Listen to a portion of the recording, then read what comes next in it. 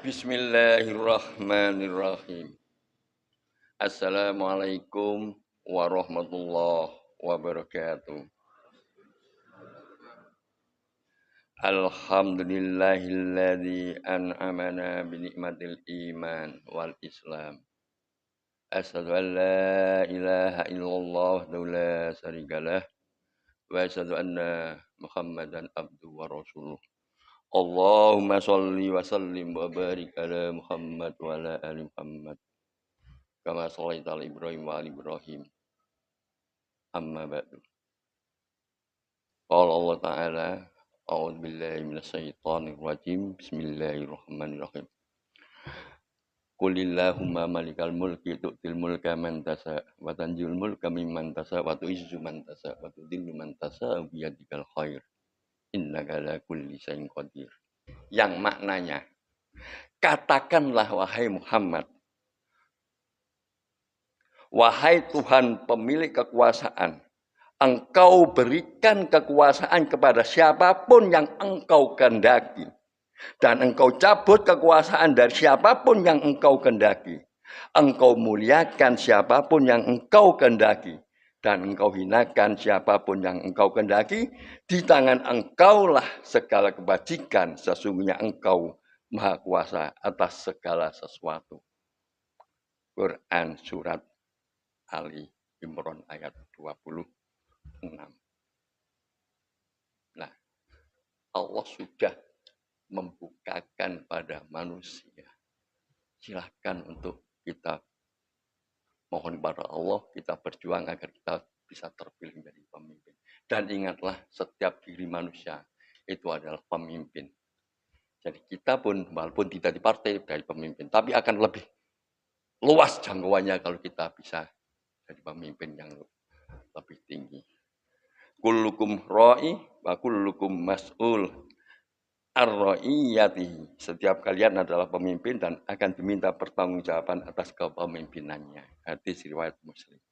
Nah, sekarang yang perlu kita persiapkan di dalam hasrat motivasi kita, misalnya kita akan mencalonkan sebagai calon legislatif atau mencalonkan pemilihan bupati menjadi bupati, calon bupati dan sebagainya. Yang perlu diingat bahwa setiap kepemimpinan ini nanti akan dimintai pertanggungjawaban. Kenapa dimintai pertanggungjawaban oleh Allah setiap kepemimpinan? Karena kepemimpinan ini adalah bagian dari cobaan fitnah. Bisa cobaan ini tergantung dari keimanan individunya. Bisa digunakan cobaan ini menjadikan sebuah nilai keimanan yang lebih baik, menjadi amal soleh, menjadi ajakan kebaikan dengan kekuasaan yang dia miliki untuk beramar ma'ruf nahi mungkar. Atau cobaan ini hanya diambil nikmatnya justru membawa kepada hal-hal yang buruk. Karena cobaan di dalam kepemimpinan yang paling harus kita waspada itu ada 3. Jadi cobaan kepemimpinan itu yang harus kita waspada itu ada 3. Yang pertama cobaan untuk menjadikan dirinya berbuat kekufuran. Yang kedua, cobaan itu menjadikan sebuah kezaliman. Dan yang ketiga, cobaan menjadikan ketaman. Cobaan menjadi sebuah kekufuran. Jika seseorang yang diangkat menjadi kepemimpin justru tidak mengajak nilai-nilai keimanan yang lebih baik, tapi justru mengangkat dirinya orang yang paling tinggi kedudukannya, bahkan mengaku sebagai Tuhan.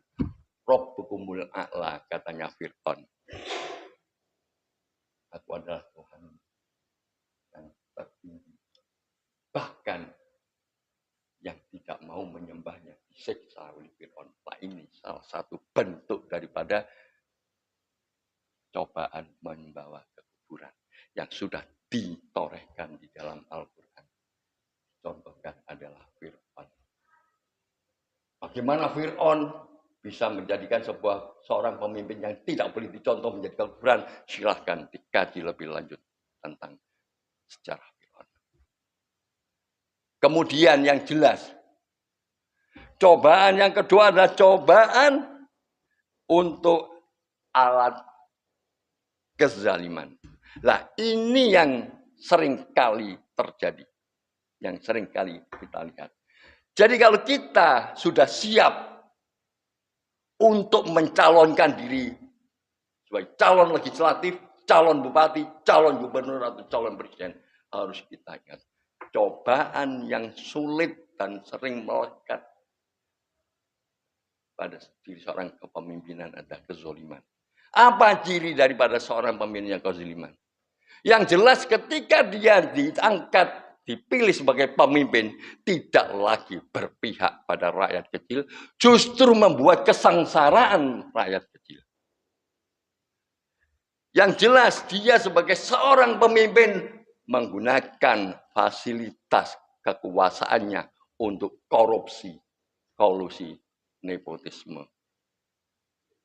Juga dengan kekuasaannya dia semena-mena orang yang berseberangan dengannya dianggap menentang, harus disingkirkan.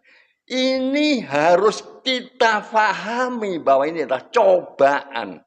Sehingga kita bulatkan tekad di dalam dada ketika kita hendak mencalonkan diri sebagai pemimpin. Kita pahami bahwa cobaan-cobaan ini harus kita hindari, kita tanamkan di dalam dada kita.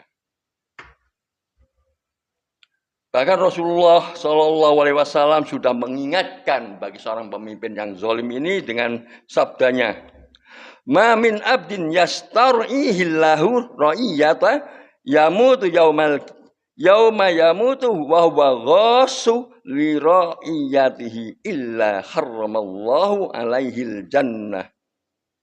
Tidaklah seorang hamba yang Allah beri kekuasaan meninggal dalam keadaan berbuat kecurangan terhadap rakyatnya, melainkan Allah haramkan baginya surga. Ini kita tanamkan. Jangan sampai kita siap untuk mencalonkan diri sebagai seorang pemimpin, tapi kita lupa akan cobaan-cobaan yang akan menyengsarakan kita kelak di alam abadi yang di akhirat. Jangan hanya berpikir kenikmatan dunia. Jadikan kenikmatan dunia, apa yang kita raih di dunia ini sebagai wasilah untuk menuju kebahagiaan yang abadi kelak di akhirat. Dan ketika menjadi pemimpin, jadilah pemimpin yang adil, yang jujur, yang amanah, yang cerdas, dan yang fatonah. Kemudian, yang ketiga adalah pemimpin yang tamak terhadap kekuasaan. Seorang pemimpin yang begitu rakus pada kekuasaan, seakan-akan semua ada di tangannya. Semua miliknya, semua harus melalui dia, tanpa dia tidak boleh. Ini juga bagian dari cobaan yang dihembuskan ke hati oleh syaitan agar dia meninggalkan dan menjauhi nilai keimanan sehingga ketamakan semakin menjadi-jadi. Bahkan ketamakan ini oleh Rasulullah digambarkan lebih berbahaya daripada serigala lapar yang ada di tengah-tengah gembala domba. Sebagaimana hadis Rasulullah Sallallahu Alaihi Wasallam, "Madzibani ja'ianil arsila fi ghanami bi afsadalaha min khirsil mar'i alal mali wasarofil lidinihi." Dua serigala yang lapar yang dilepas di tengah kumpulan kambing tidak lebih merusak dibandingkan dengan sifat tamak manusia terhadap harta dan kedudukan yang sangat merusak agamanya. Hadis riwayat Tirmidzi. Jadi kita sebagai seorang muslim, kita harus tetap bagaimana punya motivasi untuk menjadi pemimpin. Tetapi juga kita harus benar-benar menanamkan dalam diri bahwa cobaan-cobaan sebagai seorang pemimpin yang harus dihindari dari awal kita tanamkan. Pemimpin apa saja, termasuk pengurus PDM kelak yang akan datang. Jangan sampai menjadikan pengurus PDM menjadi begini. Tapi ingat cobaan-cobaannya. Ingat amanah yang diembannya. Ingat yang pertanggungjawaban kelak di akhirat. Itu. Jadi kita di satu sisi kita harus tidak boleh ragu, maju, berani menjadikan dirinya mencalonkan sebagai seorang pemimpin, tapi di sisi lain kita harus menanamkan dan mengingat bahwa di dalam kepemimpinan kelak ada pertanggungjawaban di akhirat, sehingga cobaan-cobaan yang akan menghinakan kita kelak di akhirat itu harus kita hindari.